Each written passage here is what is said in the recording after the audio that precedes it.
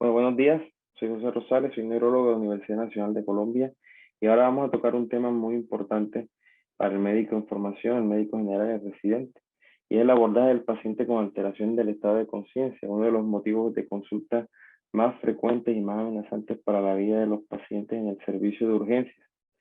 Definir la conciencia es una empresa un poco difícil porque si basamos esto en términos filosóficos y científicos, nos podríamos demorar entre 1 o 2 días.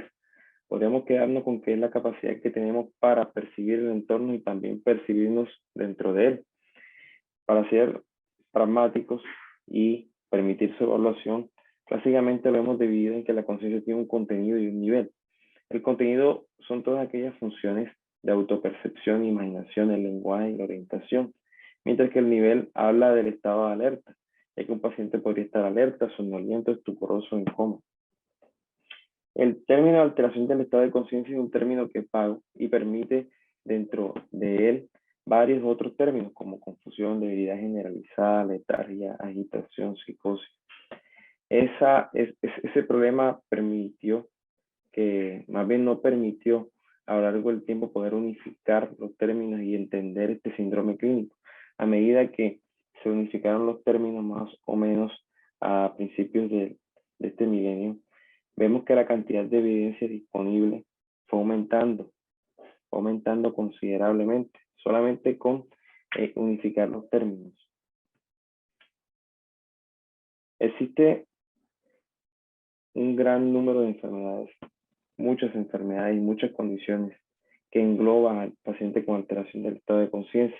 Son múltiples patologías de una cronicidad y gravedad también variables. Tan importante es esto que hasta el 5 y el 10% de los motivos de consulta de urgencia son por alteración del estado de conciencia y el 40% de estas consultas son adultos mayores. Entonces, en un grupo poblacional importante y que tiene un gran factor de riesgo para desarrollar alteración del estado de conciencia. Su temporalidad, podemos dividirlo en dos grupos temporales. Los agudos, que pueden ocurrir de minutos a días, entre ellos tenemos el estupor, el delirio y el coma, que son muy amenazantes para la vida. Casi siempre se deben a fenómenos secundarios de naturaleza sistémica.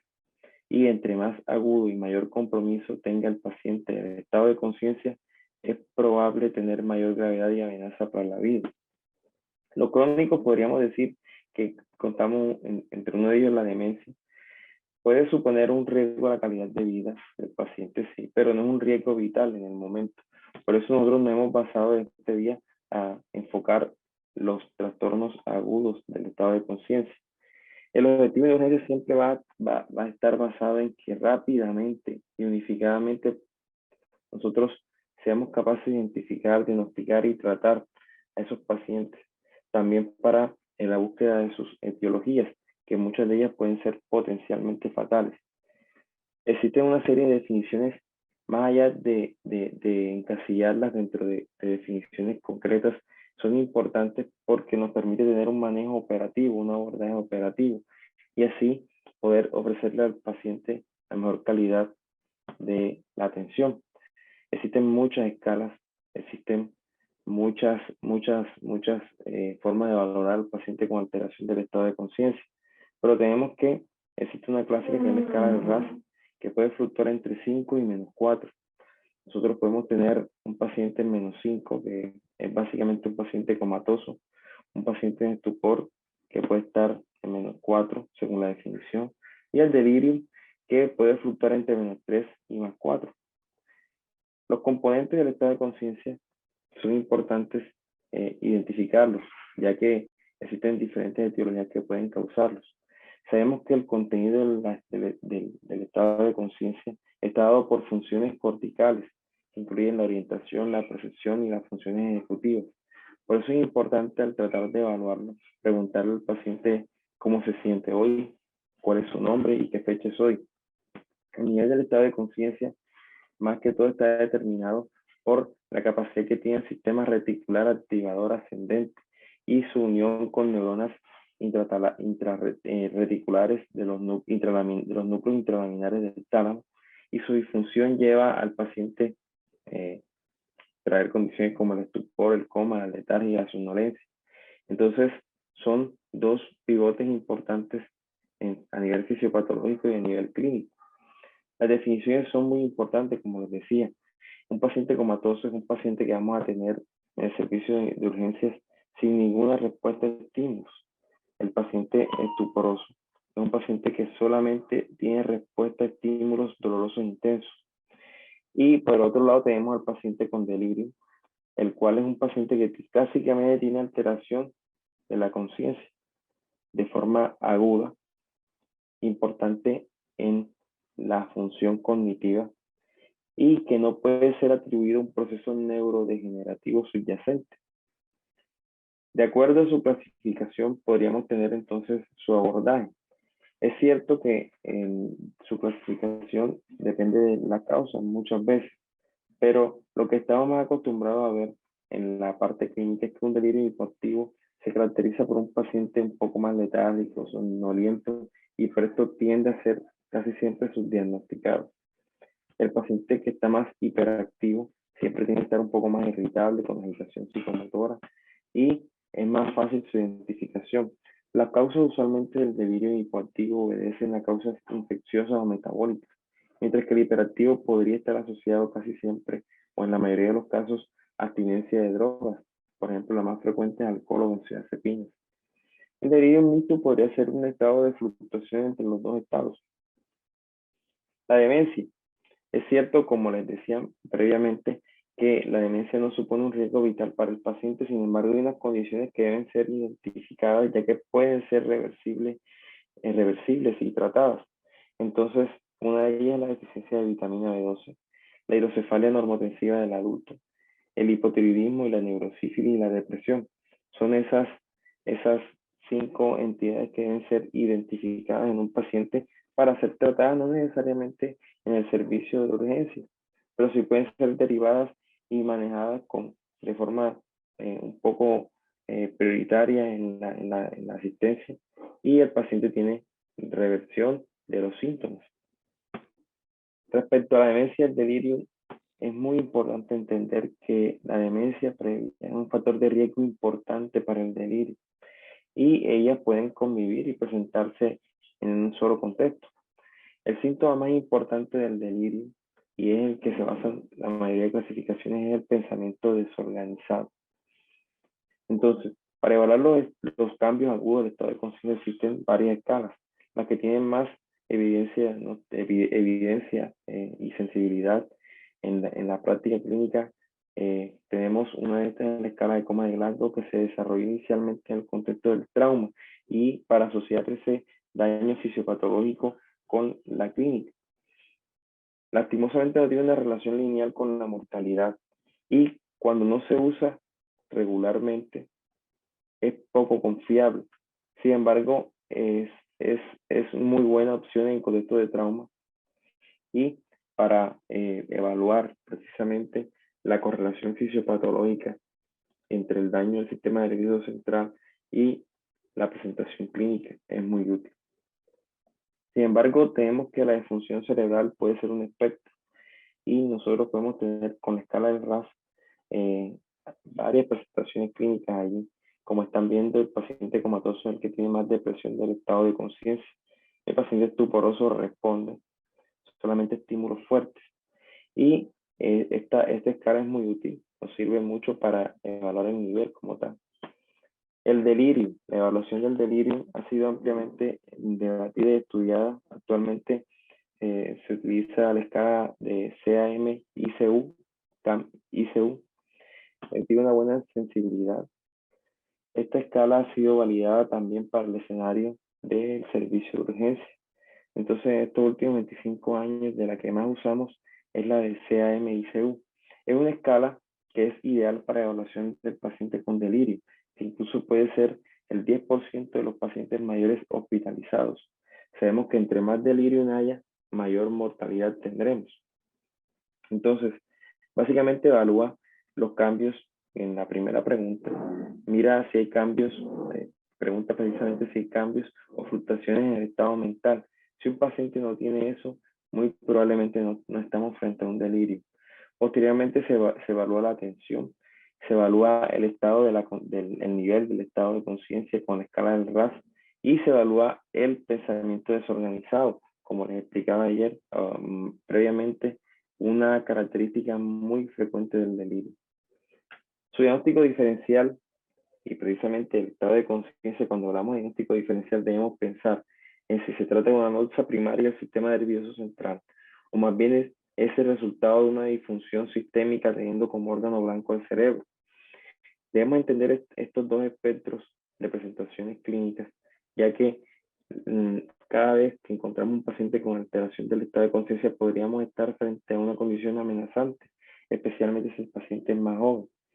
Entre las notas primarias tenemos la causa traumática. Podemos encontrar el hematoma subdural, el epidural, la hemorragia subaracnoidea, la lesión axonal y las infecciones postraumáticas que pueden derivar de la disrupción de la barrera hematoencefálica y la colonización de bacterias y de microorganismos exógenos al sistema nervioso central.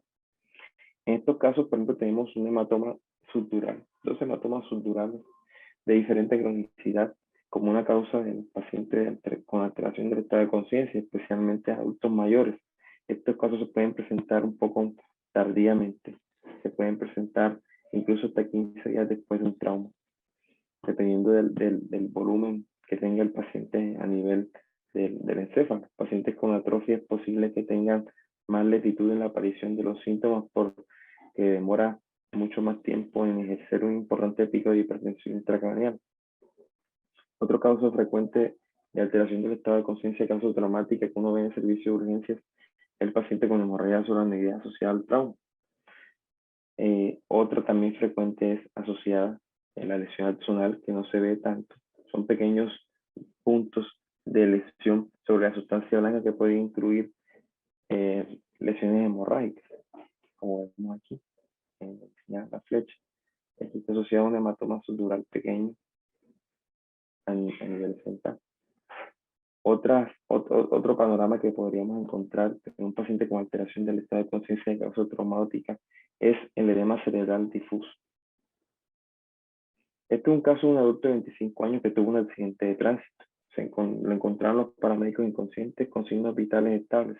Al llegar al servicio de urgencia se torna agresivo y agitado. Se realizan estudios de imágenes como un ataque y una resonancia que son normales aparentemente. Sin embargo, cuando no encontramos nada y tenemos un paciente con la clínica, podríamos pedir ayuda, ya sea de un especialista o solicitar estudios diagnósticos precisos.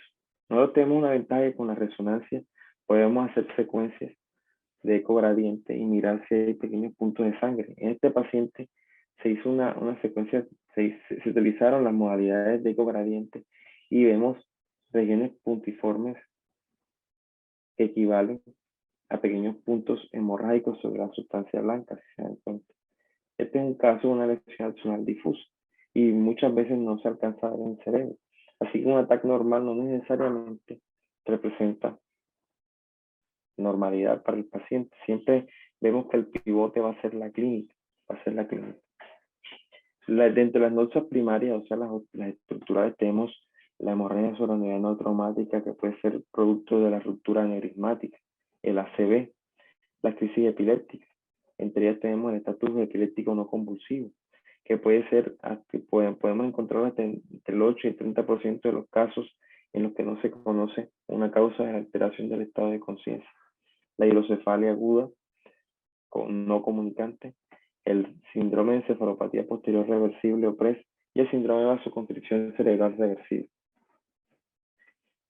Otra causa importante a veces no tener en cuenta que encontramos desde el punto de vista de neurología es el síndrome de enclaustramiento, que puede ser producto del infarto de la arteria basilar con afectación de todas las funciones neurológicas del puente hacia abajo.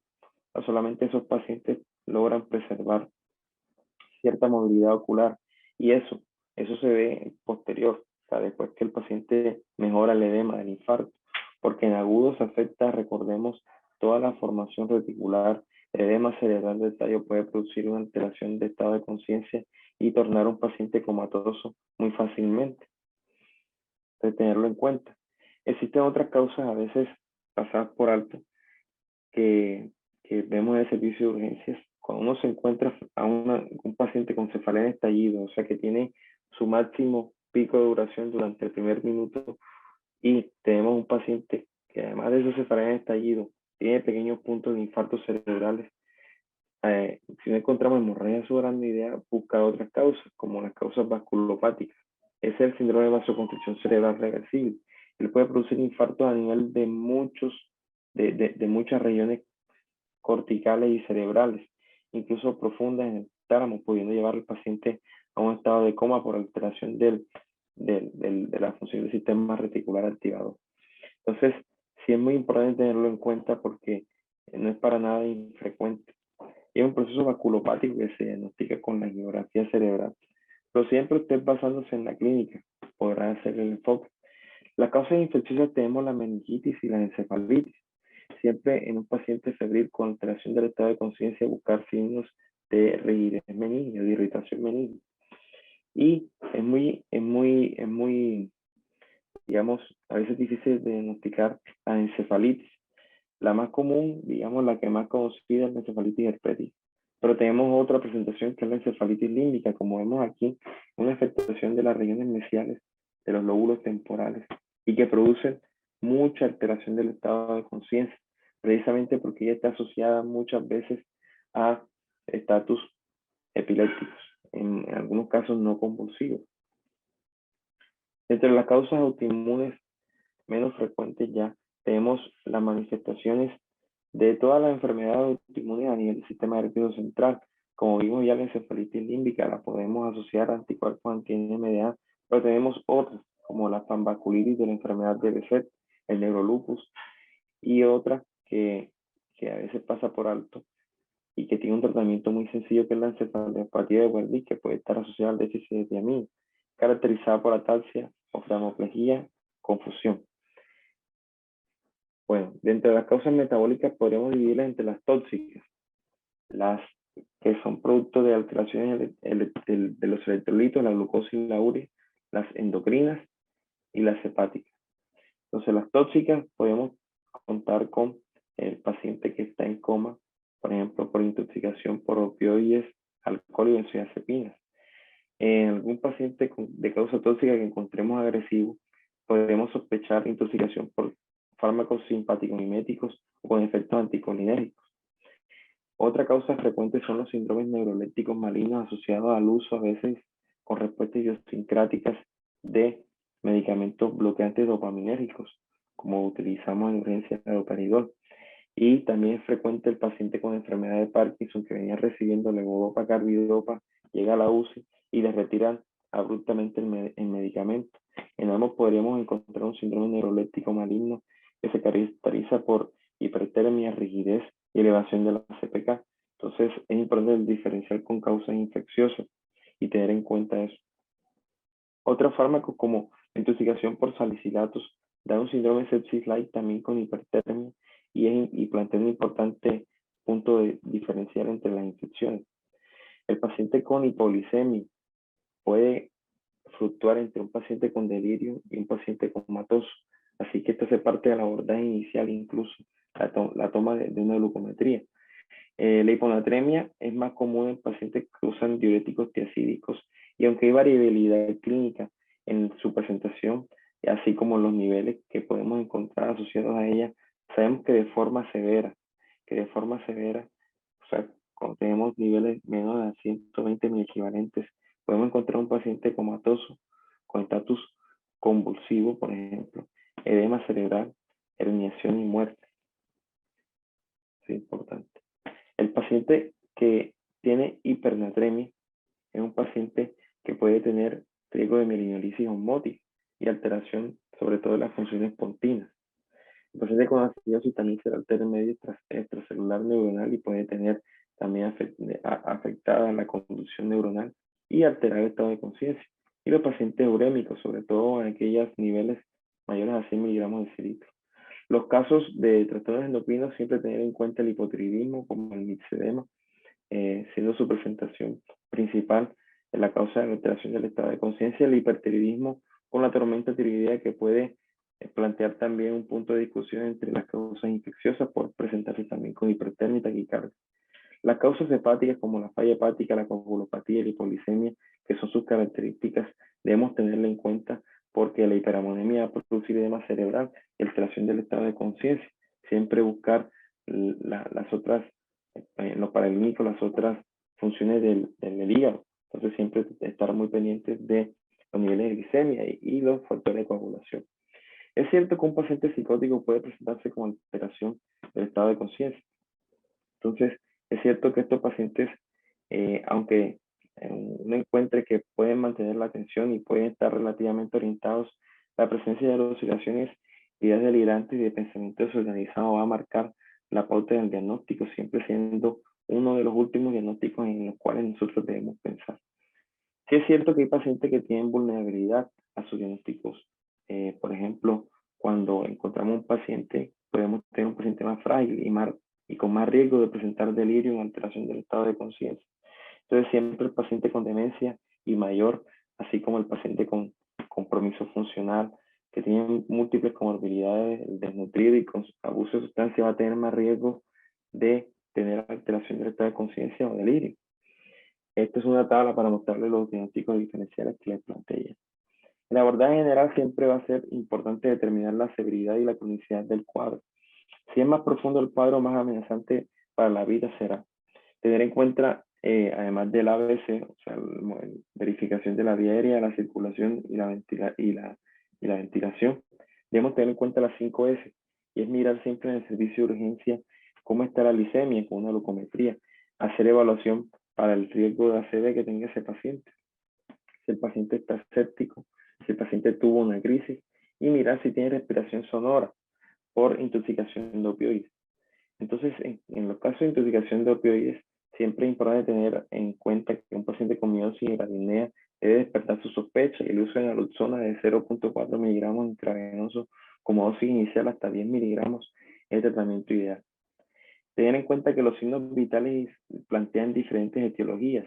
El paciente que tiene hipertermia o hipotermia podemos sospechar en trastornos endocrinos, infecciosos o ambientales, como es los pacientes que por ejemplo, tienen inmersión en aguas frías. El paciente que está taquicárdico nos puede hacer sospechar las causas endocrinas y también arritmias cardíacas. También el paciente bradicárdico.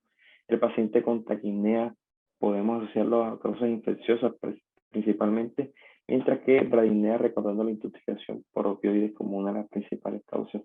O dentro de la triada de Cushing, un paciente con aumento de la presión intracraneal. El paciente que esté hipertenso, debemos sospechar, por ejemplo, casos asociados de vasculopatía, como estamos viendo en PRES. Estos pacientes también con hipertensión pueden estar asociados a aumento de la presión intracraneal, mientras que la hipotensión está asociada más a causas de shock. La hipoxia puede producir, la alteración del estado de conciencia, así que la saturación es importante, así como la toma de gases arteriales. El examen neurológico ocular va a aportar muchos datos, especialmente a nivel de la pupila. Siempre tener en cuenta un paciente con miosis, pues deberíamos sospechar, por ejemplo, intoxicación con opiáceos o un infarto del tope de la basilar, como les mostraba previamente. Siempre tener en cuenta la evaluación de la CV es importante. ¿Por qué? Porque si tenemos un paciente en el cual hacemos un examen neurológico y encontramos elementos focales, debemos determinar el tiempo de eso.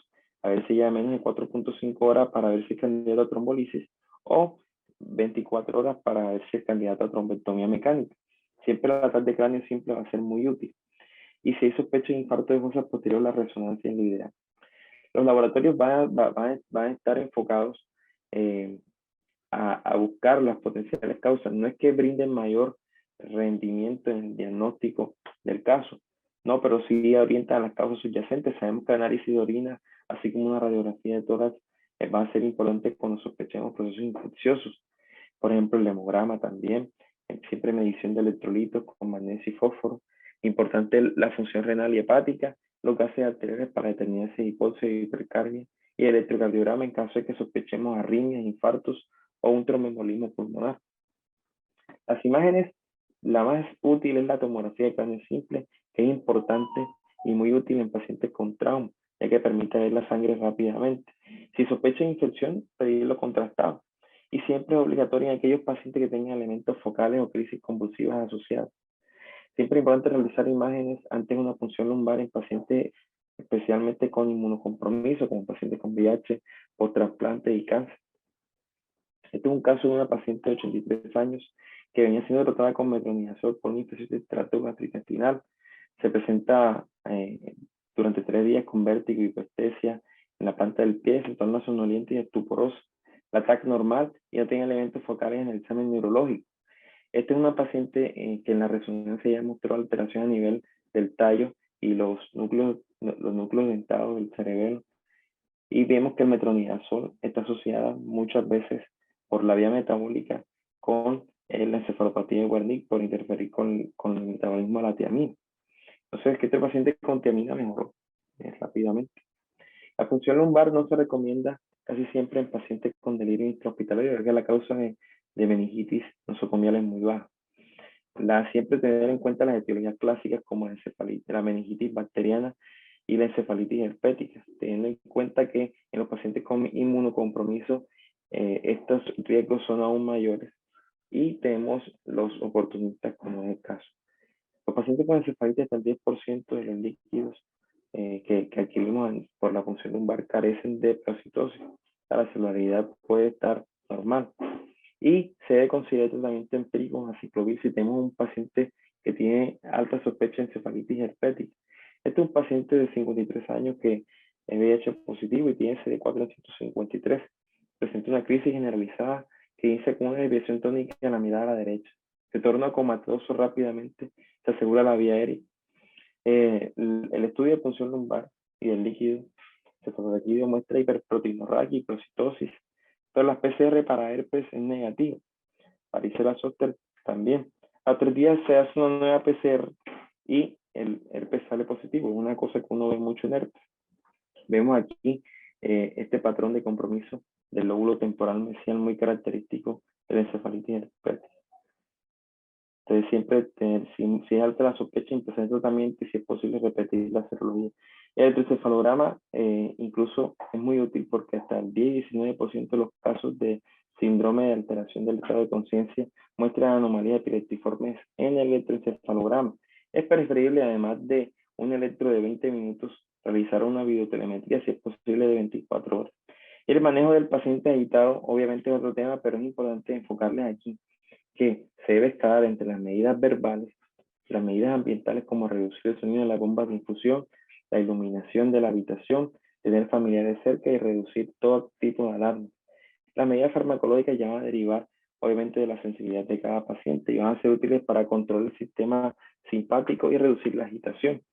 Tenemos entonces dentro de todas las benzodiazepinas y los medicamentos bloqueantes dopaminérgicos como el haloperidol, teniendo en cuenta de su monitorización constante. Al finales que deben llevarse a su casa es que deben tener en cuenta, primero, que entre más profundo y agudo sea el cuadro de alteración del estado de conciencia, más amenazante para la vida puede ser. Los ancianos y pacientes con trastornos neurodegenerativos previos tienen más riesgo de delirio. Siempre deben buscar causas sistémicas y deben tener una amnesia como base del abordaje paraclínico y no viceversa. El examen neurológico y físico debe ser completo y controlar al paciente agitado. Más importante aún es no subestimar al paciente que se encuentra hipoactivo. Bueno, gracias. Espero que les sea muy útil esta presentación.